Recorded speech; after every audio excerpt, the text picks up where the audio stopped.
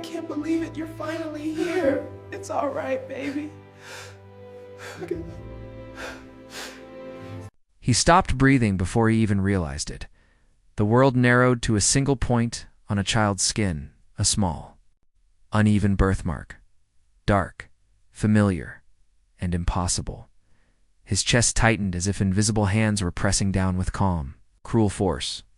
The room was quiet, too quiet, filled with polite smiles and paperwork, but inside his body, alarm screamed. His wife was still talking, thanking the social worker. Al. Smiling the way people do when they are hopeful and terrified at the same time. But he could not hear her. He could not hear anything, because he had seen that mark before, and seeing it meant everything he thought was buried had just clawed its way back to the surface. They had come to adopt 3 children. That was the plan. A simple one, spoken out loud many times, so it felt safe. 3 siblings. 3 lives already tied together by loss. It felt right. It felt like something good could finally grow from all the years that had been hollow. The man stood there in a pressed shirt that still carried the faint smell of ironed cotton. Shoulders broad, but slightly curved inward. Like someone who had learned long ago how to make himself smaller without realizing it. His hair was neatly cut, but the gray at his temples came early, carved there by memories rather than time. His hands were steady at his sides, hands that once shook for very different reasons. People in the room saw a quiet man, polite, reserved, maybe, nervous. They did not see the battlefield. Behind his eyes, they did not see the dust, they did not smell the metal, and smoke that never truly left him. They did not know that the birthmark on that child's neck was shaped, exactly like the one he had pressed his fingers against 15 years ago, while begging the ground to stay quiet. Years earlier, before adoption papers and soft-spoken social workers, he had been someone else. A soldier. A medic. A man trained to run toward pain while others ran away. He had learned how to listen for breathing in the dark. How to tell the difference between sleep and silence that would never end. How to hold a hand steady while the world shook. Back then, desert air was dry and heavy, filled with heat that clung to the skin. Sand worked its way into everything, boots, teeth, wounds. Nights were cold enough to make bones ache, days hot enough to blur the horizon. He remembered the smell of fuel and sweat. The way the sun rose without asking who had survived the night. He remembered a small village on the edge of nowhere. A place with cracked walls and children who watched soldiers with eyes far too old for their faces. He remembered being sent there after a blast echoed too close to home. A call for help. Civilians caught in the wrong place at the wrong time. That was where he met the child. A boy no older than 5. Thin arms, dust-streaked cheeks, and a birthmark on his neck shaped like a broken leaf. The boy had been crying silently, the kind of cry that has already learned it doesn't change anything. The man had knelt, lowering himself to eye level, offering water, offering calm. He remembered the warmth of that small body shaking against his chest as the ground trembled again. He remembered carrying the boy toward safety. He remembered the sound that followed. He remembered waking up hours later with ringing ears and blood on his hands that was not his own. They told him later that the village had been cleared, that everyone was accounted for, that no one had been left behind. He had learned early that official words and truth do not always walk together. For years after, the birthmark haunted him, in dreams, in flashes behind his eyes when he least expected it. He had searched photos online, read reports, scanned faces in crowds without knowing why. Always the same quiet question pressing against his ribs. What if the child lived? What if he didn't save him? What if the story never ended? He had eventually learned to live with the weight. He married a woman who understood silence without fearing it. A woman who saw the way he woke from sleep, eyes wide, breath shallow, and never asked him to explain. They built a life slowly, carefully, like people handling something fragile. When they realized they could not have children of their own, they mourned, and then they adjusted. Adoption became a word filled with cautious hope. They wanted siblings because they knew what it meant to lose everything familiar at once.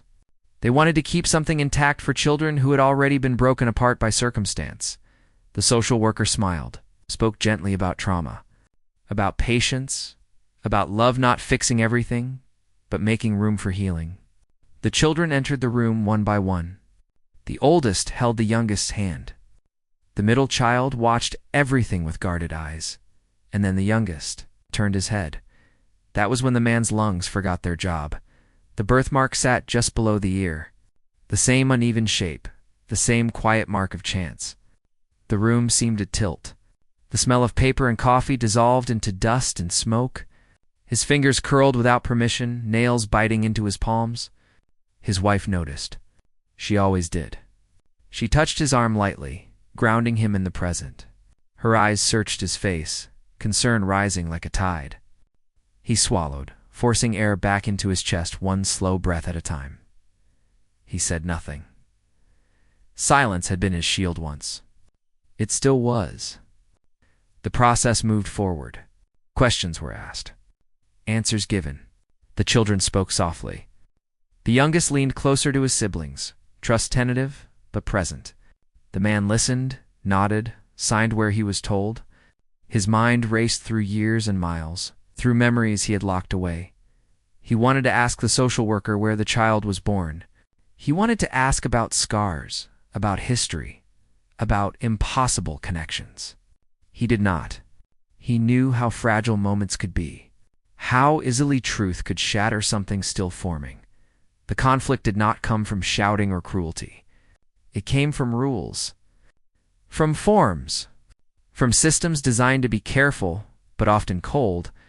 A delay was announced. A background check flagged his military record for additional review. Words like protocol and policy were used, spoken calmly, professionally. People in the waiting area watched quietly. Some looked sympathetic. Some looked away. No one spoke up. The man sat still, hands folded, posture straight. He had learned long ago how to wait without showing what it cost him. His wife bristled with quiet frustration, but she followed his lead, breathing through the injustice. Days stretched into weeks. Meetings, explanations, more waiting. The children were placed temporarily with another family while paperwork crawled forward. The absence left the house feeling hollow again. At night, the man stood by the window, staring at nothing. He replayed the memory over and over. The birthmark, the boy's face, the weight in his arms years ago. He felt something shift inside him. A pressure that was not just fear but recognition. A hidden ally moved quietly in the background. An old contact. A former officer who remembered the village, the report that never quite added up. Records were requested. Old files opened. Dust brushed away. The truth did not arrive loudly. It arrived gently, like dawn. The child had survived. Injured but alive. Taken across borders, adopted once before, then returned when the placement failed. The birthmark was the same. The age matched. The timeline aligned like pieces finally finding each other. The man sat at the kitchen table when the confirmation came. His hands shook this time. He let them. Tears slipped free, silent and steady. His wife wrapped her arms around him, feeling the weight lift and settle all at once. He whispered a truth he had never allowed himself to say before. I carried you.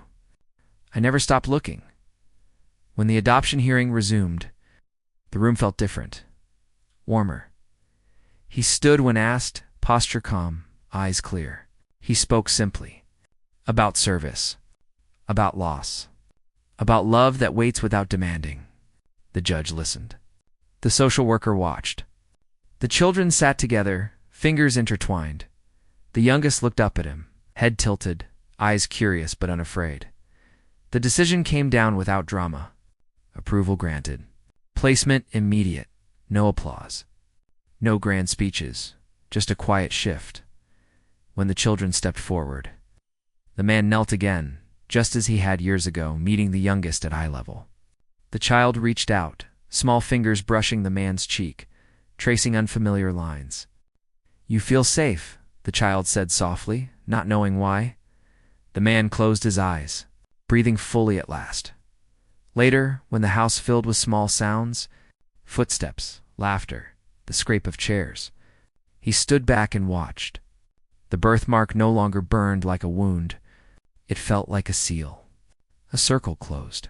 Silent dignity had carried him through war, through waiting, through fear. It carried him home. Respect is not always loud.